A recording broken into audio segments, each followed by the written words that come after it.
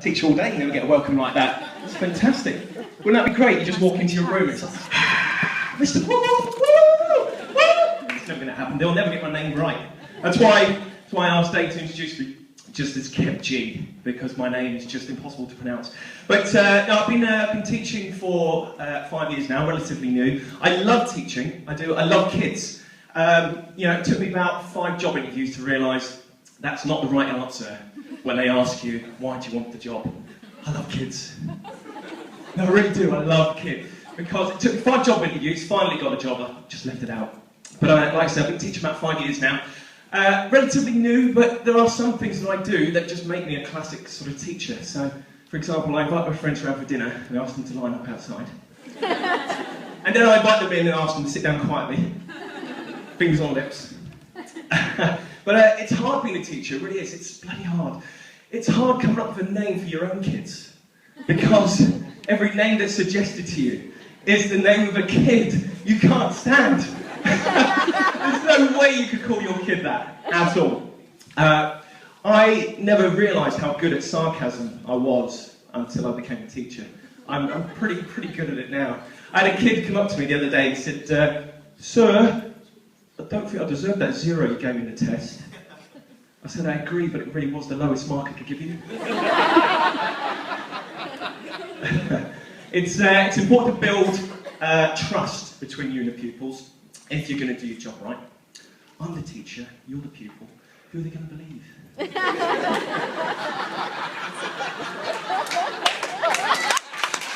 Thank you. I'm going to teaching for the money. That one's for the NQTs. I had to take a second job. Look at me. God, there's no money there. I do it for free. I tell the kids that. But kids expect everything on a plate for them nowadays, don't they? Everything. We spoon feed them everything. Okay? It's like Shakespeare. Have a bit of Shakespeare. Ballard Hastings. Have a bit of that. We don't teach them to think for themselves. I think that's actually what we're trying to do here as well. But we don't teach them to ask the right questions, to research something themselves. You know, they're very much, they're spoon-fed. And how do we combat that? And I find the best way is actually what my teachers used to do when I was at school. And that was to drink lots of coffee, smoke a cigarette before each class, so you're ready for them.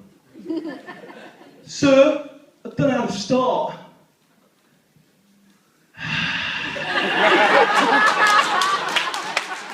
What's the problem?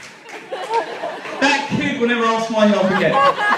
Independent learner, ladies and gentlemen. I did it. You can too. I tried to catch a kid out the other week. Not proud of it. I needed a self-esteem boost. And I asked him, I said, what does the word apathy mean to you? And he just sat back in his chair, he eyed me up, had another couple of chews on his chewing gum. Don't know, don't care. You've got to give him credit for that. Okay? The honesty there is fantastic. He even added to it, went, 1-0. I said, time out, 1-1. I win. But we do CPD every week. Sometimes we do behaviour management.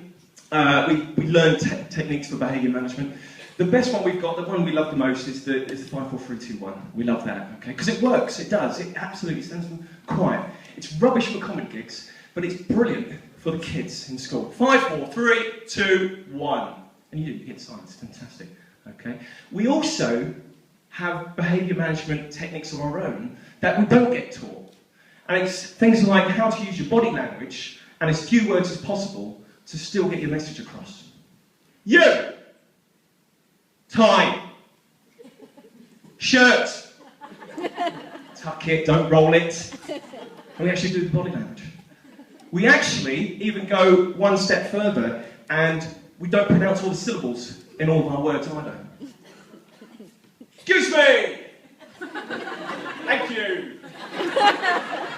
Sometimes we don't even use words at all. We just use sounds. True story, I once broke up a fight by walking into the classroom and just going,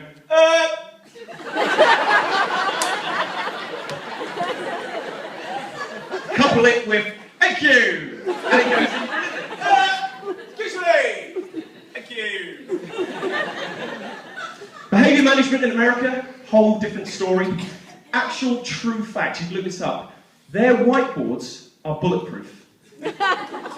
You laugh, but it's true. You can look this up. Bulletproof whiteboards. Okay, we get training on the 5, 4, 3, 2, 1. They get training on how to charge down a gunman. They do, true story. So we do the 5, 4, 3, 2, 1. They go 1, 2, 3, charge! You can almost imagine them. They actually make use of the mini whiteboards. They give them out to the kids and they do a Roman soldier formation, like the tortoise.